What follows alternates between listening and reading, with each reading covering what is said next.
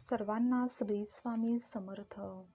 आज आपण कुलदेवतेचा आशीर्वाद कायम आपल्यावर राहण्यासाठी कोणत्या गोष्टी नेहमी प्रत्येकाने लक्षात ठेवावेत हे पाहणार आहोत. प्रत्येक व्यक्तीचे कुलदैवत असतात.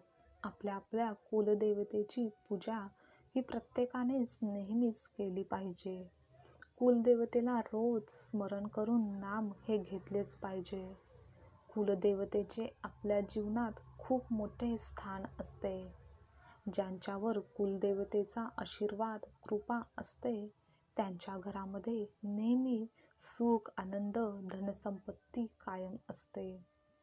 अशा घरावर येणारे प्रत्येक संकट दूर करण्याचे सामर्थ्य त्या घरातील व्यक्तींच्या मध्ये निर्माण झालेले असते. कारण ती सकारात्मक ऊर्जा कुलदेवतेच्या कृपेनेच प्राप्त होत असते. आपले कुलदेवता ही आपले नेहमीच रक्षण करत असतात. घरातील सर्व व्यक्तींना चांगले आरोग्य, कामामध्ये प्रगती व उत्तम गुणी मुले घडण्यासाठी कुलदेवतेचा आशीर्वाद प्राप्त करण्यासाठी रोज न चुकता आपल्या कुलदेवतेची पूजा करावी, त्यांची उपासना करावी. आपल्या कुलदेवतेचा फोटो किंवा टाक यापैकी जे काही एक तरी आपल्या घरामध्ये असावे. जर तुमच्याकडे पूर्वीपासूनच टाक असतील तरीही ते चांगलेच आहे, व जरी टाक नसेल तर एक फोटो तरी जरूर आणावा व त्या फोटोची रोज मनोभावे पूजा करावी. प्रत्येकाची कुलदेवता ही वेगवेगळी असतात, तर आपल्या कुलदेवतेचा मंत्र, स्तोत्र, जप हे रोज न चुकता करायचा आहे. तो तसा प्रयत्न नेहमी प्रत्येकाने करावा. कुलदेवतेच्या वारा दिवशी विशेष पूजा करून नैवेद्य देखील अर्पण करावा. जर तुम्हाला तुमची कुलदेवता माहीत नसेल पण तुमच्या मनात त्यांच्याविषयी शुद्ध भाव असेल तर तुम्ही श्री कुलदेवताय नमः या मंत्राचा जप सुद्धा करू शकता. आपल्याला जर कामानिमित्त दुसऱ्या शहरात, गावात राहावे लागत असेल व नेहमी कुलदेवतेच्या दर्शनाला जाता येत नसेल तर कमीत कमी वर्षातून एकदा तरी सहकुटुंबाने एकत्र मिळून कुलदेवतेचे दर्शन जरूर घ्यावे.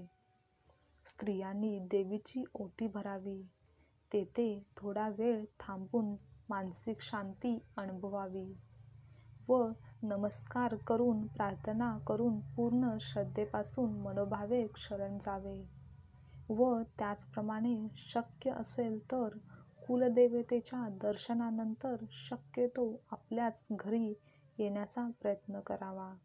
त्यामुळे कुलदेवतेचे आशीर्वाद प्राप्त होतात व ते नेहमीच प्रसन्न राहतात. तेथील देवघरात आपल्या कुलदेवतेची सेवा, भक्ती, आराधना करू शकता.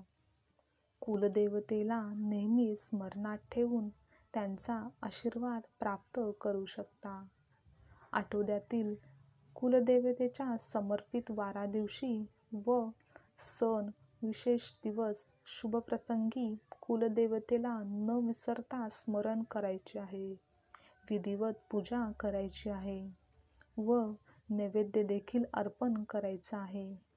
जेव्हा तुम्ही यशस्वी होण्यासाठी खूप प्रयत्न करत असता, खूप इतर सेवा उपाय देखील करत असता, पण तरीही तुम्हाला त्यामध्ये यश येत नसेल तर तुम्ही तुमच्या कुलदेवतेला प्रसन्न करून घ्यावे आणि मग बघा तुमचे सर्व प्रश्न नक्की सुटतील, अडकलेली कामे मार्गी लागतील, घरातील नकारात्मकता नष्ट होईल व तुमचे सर्व काही चांगले होण्यास सुरुवात होईल. तर कुलदेवतेचा आशीर्वाद कायम राहण्यासाठी आज सांगितलेल्या गोष्टी नक्की लक्षात ठेवा व त्या करण्यास देखील सुरुवात करा. श्री स्वामी समर्थ.